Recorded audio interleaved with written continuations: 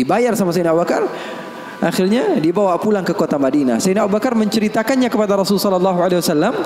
Rasulullah tertawa sejadi-jadinya katanya. Hatta badat nawajidhuhu, sampai katanya gigi geraham Rasulullah kelihatan katanya. Saking Rasulullah tertawa sejadi-jadinya ketika mendengar kisah antara Nuaiman tersebut.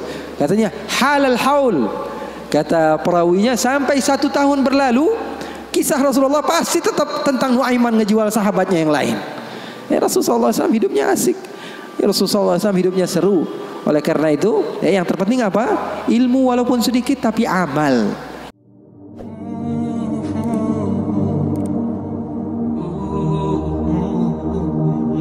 Bahkan di zaman Rasulullah SAW diriwayatkan beberapa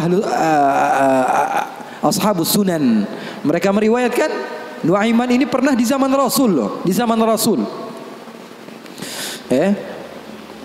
Terusin be. Penyemangat Habib Muhammad. Tapi dia curang. Di tempat saya cuma berbicara 10 menit aja. Kalau ceramah di tempat saya hanya 10 menit. Saya sudah setengah jam lebih nih. Hampir sejam. Double ini Beb.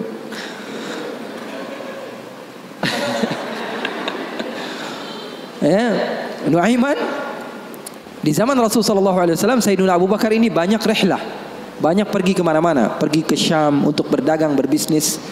Suatu saat Sayyidina Abu Bakar datang ke Rasulullah mengatakan, ya Rasulullah, saya mau izin. Izin apa wahai Abu Bakar? Saya mau ajak Nuaiman ini ikut saya berbisnis ke negeri Syam, ke luar negeri ini, bikin paspor Nuaiman. Keren, ke daerah lain, ke Syam. Kata Rasulullah, ya sudah bawa saja Nuaiman, gak apa-apa. Sahabat Nabi izin dulu sama Rasulullah. Dibawa Nuaiman.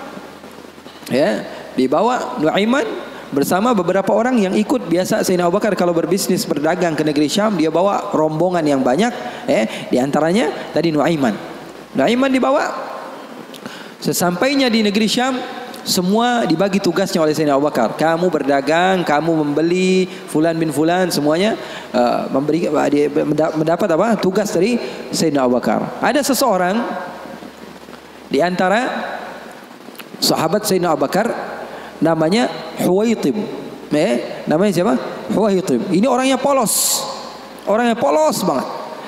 Kata Sayyidina Abu Bakar, kamu seperti biasa wahai Huwaitib. Apa kerjaan kamu? Pekerjaan kamu jaga makanan. Kalau saya minta makan, kamu kasih. Kalau saya belum datang, maka jangan beri makanan. Nuaiman tanya, saya kerjaannya apa wahai Abu Bakar? Kamu mau ngapain terserah kamu wahai Nuaiman. Yang penting kamu hadir bersama-sama. Rasulullah SAW dan sahabatnya itu manhaj mereka, nggak melulu serius aja. Kalau kalian dapatkan guru-guru kalian mengajak sedikit bercanda kepada kalian atau berlaku asik kepada kalian, itu manhaj Rasulullah SAW di dalam menggapai hati seseorang sehingga dia mau untuk mendekati agama Islam. Ini enggak, dikit-dikit matanya melotot, melihat ke kanan bilang sesat, ngelihat ke kiri dibilang sesat, ini orang salah, ini orang enggak betul, ini orang enggak baik. Enggak, Rasulullah enggak begitu. Rasulullah SAW penuh dengan kebijakan.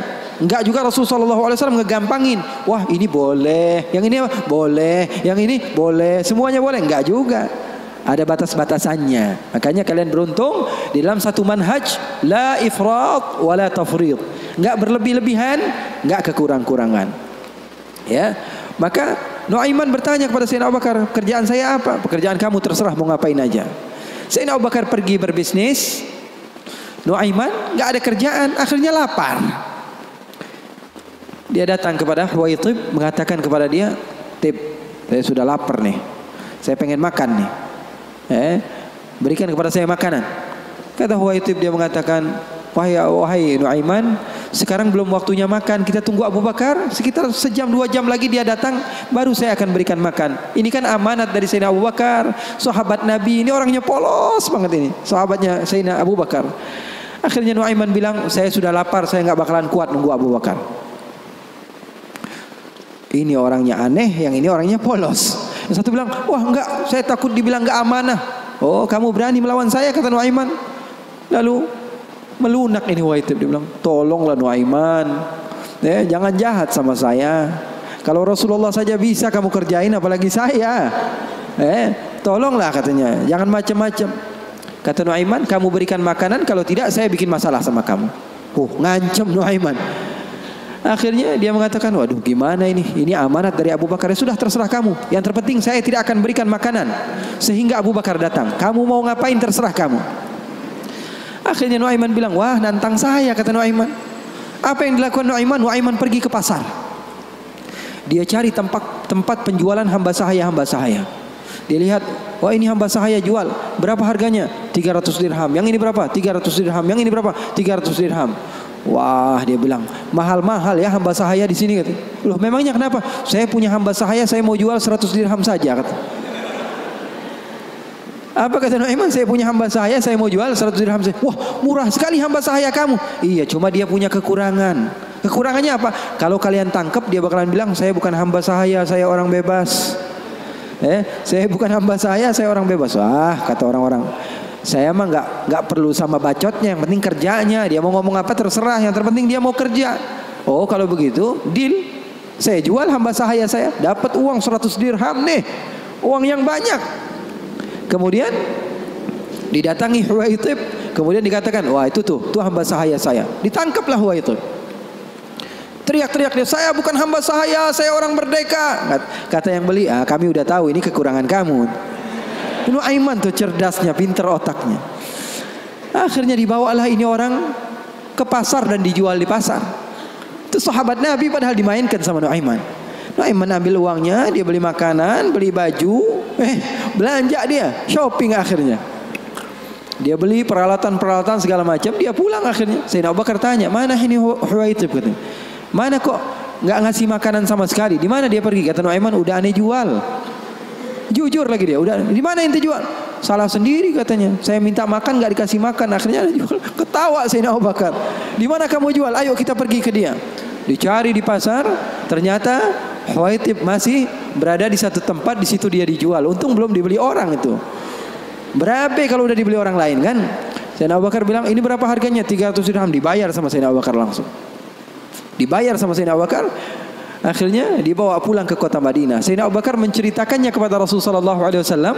Rasulullah tertawa sejadi-jadinya, katanya, hatta badat nawajidhuhu, sampai katanya gigi geraham Rasulullah kelihatan, katanya. Saking Rasulullah tertawa sejadi-jadinya ketika mendengar kisah antara Nuaiman tersebut. Katanya halal haul, kata perawinya, sampai 1 tahun berlalu kisah Rasulullah pasti tetap tentang Nuaiman ngejual sahabatnya yang lain. Rasulullah SAW hidupnya asik. Rasulullah SAW hidupnya seru. Oleh karena itu, yang terpenting apa? Ilmu walaupun sedikit tapi amal. Ilmu walaupun sedikit tapi amal. Oke, nggak apa-apa, asik-asikan di dalam kehidupan dunia kita, nggak apa-apa. Yang terpenting apa? Berlandaskan ilmu. Amal itu berlandaskan ilmu. Abdullah bin Mubarak tadi, dia datang ke goa, berjumpa dengan seseorang yang sudah beribadah selama 40 tahun. Abdullah bin Mubarak bilang, wahai Syekh, doakan saya, kamu adalah orang yang soleh, orang yang dekat dengan Allah, doakan supaya saya dekat kepada Allah Subhanahu wa taala. Katanya, iya, baiklah, saya akan doakan kamu. Ini kata orang yang rajin ibadah tadi, 40 tahun dia beribadah. Didoakan oleh dia. Kemudian Abdullah bin Mubarak, ringkas cerita, izin pulang. Ketika pulang, Abdullah bin Mubarak melihat keanehan. Ini kok hamba Allah, dia pakai gelang. Bukan pakai gelang, pakai kalung. Ini kok dia pakai kalung? Ketika diperhatikan sepertinya ada sesuatu di kalungnya. Ketika didekati ternyata apa? Dia pakai bangkai tikus. Jadi di sini dia pakai kalung, di bawahnya ada bangkai tikus. Na'udzubillah min dzalik. Ditanya sama Abdullah bin Mubarak, itu yang kamu pakai apa? Oh, ini ceritanya sudah lama, katanya. Bagaimana ceritanya? 40 tahun yang lalu, ketika saya pertama kali datang ke tempat ini untuk beribadah hijrah kepada Allah, saya mau hijrah nih. Saya tinggalkan kehidupan saya yang lalu. Saya duduk di tempat ini, saya beribadah. Saya rapikan tempat ini karena saya tahu tempat ini tempat makan saya, tempat tidur saya, tempat sholat saya. Ketika saya sedang merapikan, ternyata ada tikus. Akhirnya saya bunuh. Takut saya diganggu oleh tikus tersebut. Setelah saya bunuh, saya berpikir. Saya beristikharah, dia bilang istikharah lagi. Dia bilang, saya pikir saya datang ke tempat ini untuk beribadah kepada Allah, tapi kenapa saya mengganggu hambanya Allah? Maka setelah itu saya bernadar, saya tidak akan sholat kecuali membawa dia.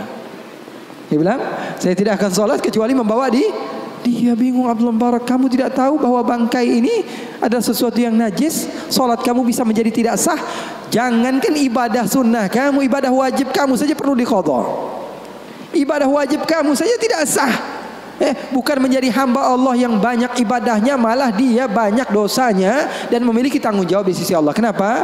Alasannya karena nggak punya ilmu. Mau banyak-banyak hasil tapi ilmu nggak ada. Itu namanya PA. Tahu nggak? Mau banyak hasil tapi ilmunya nggak ada. Banyak kerjanya tapi bukan berlandaskan ilmu, maka hasilnya juga kosong. Oleh karena itu pesan saya, kalau kumpul-kumpul sama habaib, sama ustadz-ustadz, sama siapapun orang-orang yang memiliki ilmu, ambil walaupun sedikit daripada ilmunya, amalkan itu saja dulu. Ya, nanti jangan terlalu banyak pengennya begini, pengennya begitu, pengennya langsung jadi wali, ya jangan. Mencontoh gurunya ketika gurunya sudah jadi, itu kesalahan besar. Tuh catat. Mencontoh guru ketika guru sudah jadi, itu kesalahan besar. Mencontoh guru itu ketika dia belajar. Ketika dia berusaha. Nggak ada orang yang alim, orang yang sukses kecuali dulunya dia susah. Ini mau nyontoh yang udah kerennya doang. Gaya berjalannya, pengen mobilnya sama, handphonenya sama, semuanya pengen sama, penampilannya pengen sama. Nanti dulu. Kalau kamu di masa hijrah, kamu contoh ketika guru kamu sedang berusaha, dan insya Allah itu manfaat bagi kita semua. Waktu kita masih ada beberapa menit, insya Allah untuk doa, untuk Habib Muhammad doa.